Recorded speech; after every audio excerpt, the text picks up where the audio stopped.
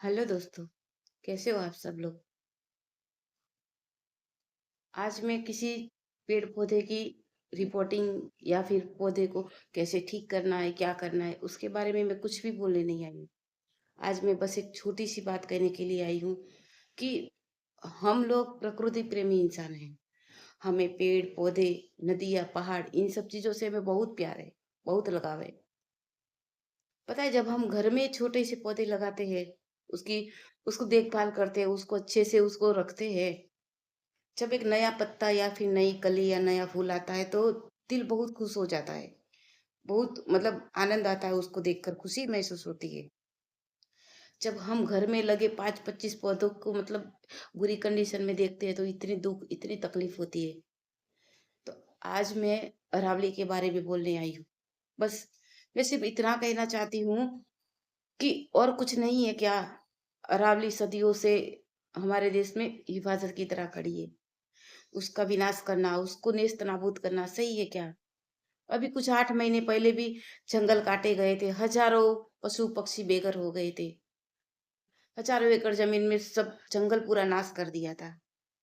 क्या कर रहे हैं? मैं यहाँ किसी सरकार या किसी को कुछ नहीं कहना चाहती हूँ, ना किसी का नाम देना चाहती हूँ। पर जो कुछ भी कर रहा है, उन लोगों को इतना तो समझ होना चाहिए कि प्रकृति के साथ क्यों खिलवाड़ कर रहे हो? क्यों? क्यों किसी ऐसी चीज़ को छेड़ रहे हो जो सदियों से उसकी जगह पर है?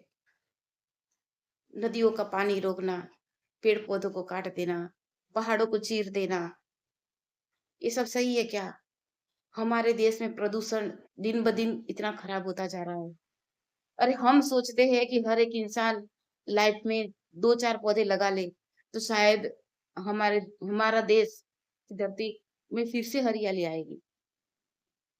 पर यहाँ देखो कि हम यहाँ घर में बैठे-बैठे गमले के पौधे को देखभाल कर रहे हैं कि अच्छा है, अच्छा लगता है। पर बाहर देखो, अभी न्यूज़ में देख रहे हैं 2-3 दिन से, मन घबरा रहा है, मन बेचैन हो रहा है, सोच-सोच कर सर दर्द हो रहा है। समझ नहीं आ रहा था कि क्या करे? और एक अकेला इंसान कुछ नहीं कर सकता है। और फ़ोन ऑन करते हैं, देखते हैं हज़ारों पोस्ट पड़ी है फ़ोन में कि अरावली को बचाओ, अरावली को बचाओ। कितने दिन तक? 2 दिन, 4 दिन बस ऐसी पोस्ट आती रहेगी, सब पोस्ट करते रहेंगे। कोई अपना गुस्सा निकालेगा, कोई सवाल करेगा, कोई मतलब इसका कोई रास्ता निकालेगा, कोई कुछ। फिर 4 दिन के बाद मामला शांत हो जाएगा। फिर जिनको जो कुछ करना है वो तो होके ही रहेगा। पहाड़ियों को नेस्तनाबूद कर दिया जाएगा। जंगल काट दिए जाते हैं, पेड़-पौधे को खत्म किया जा रहा है। बस ये चीखना, चिल्लाना, दुःख व्यक्त करना सिर्फ़ 4 दिन के लिए ही तो होता है। अब पता नहीं कि आगे क्या होगा, कि कहाँ तक जाकर रुकेगा।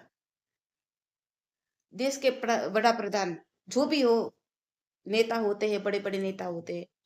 जब वृक्षारोपण की बात आती है, पेड़-पौधों को उगाने की बात आती है, तब शौक से कहीं खुली अच्छी क्लीन साफ-सुथरी जगह पर जाकर अच्छा-सा पेड़ लगवाते हैं।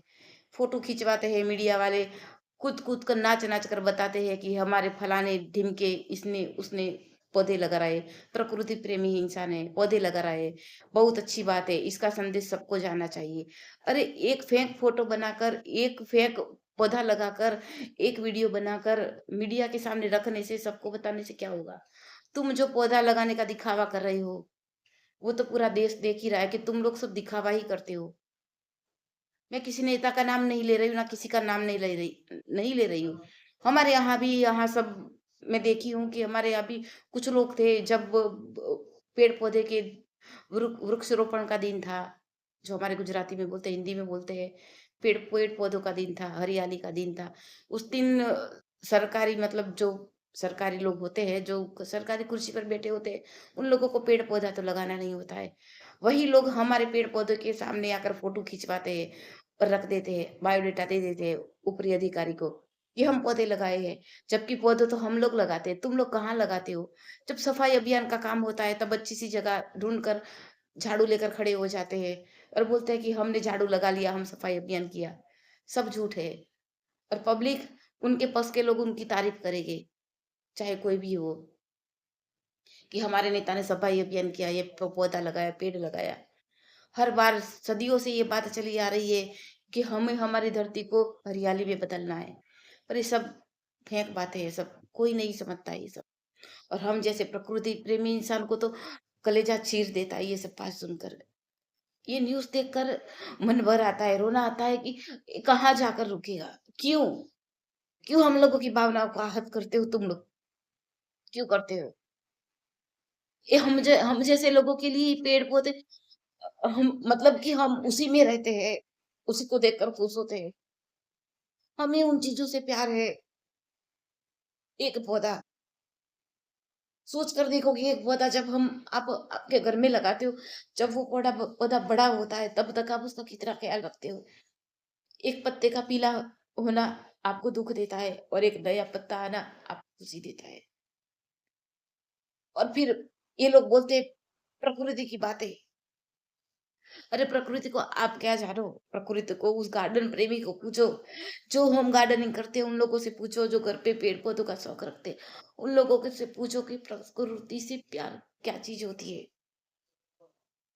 मन दुखता है, रोना आता है ये सुनकर कि अरावली की पर्वतमाला जिस पर हजारों पेड़-पौधे लगे हैं, हजारों एकड़ में फैली हुई है वो पहाड़ियाँ, जिसको उसका नाश कर दोगे, सिर्फ पहाड़ियाँ नाश नहीं होगी, लोगों की भावनाएँ आहत होगी, प्रकृति प्रेमी की भावनाएँ आहत होगी, पेड़-पौधे काटे जाएँगे, उसमें रह रहे हजारों पक्षी, करोड़ों पक्षी, पशु-पक्षी वो लोग कहाँ जाएँगे?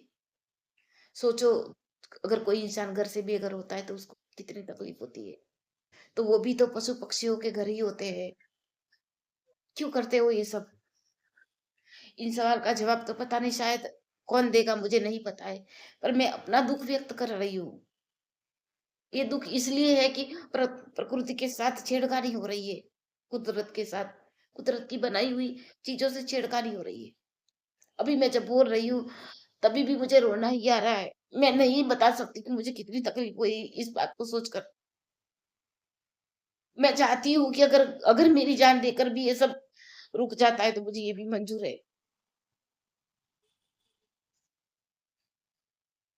बस इसके आगे मैं कुछ नहीं बोल सकती। जो भी मेरा वीडियो देख रहा है, वो देखे और थोड़ा समझे मैं क्या कहना चाह रही हूँ। जय हिंद दोस्तों।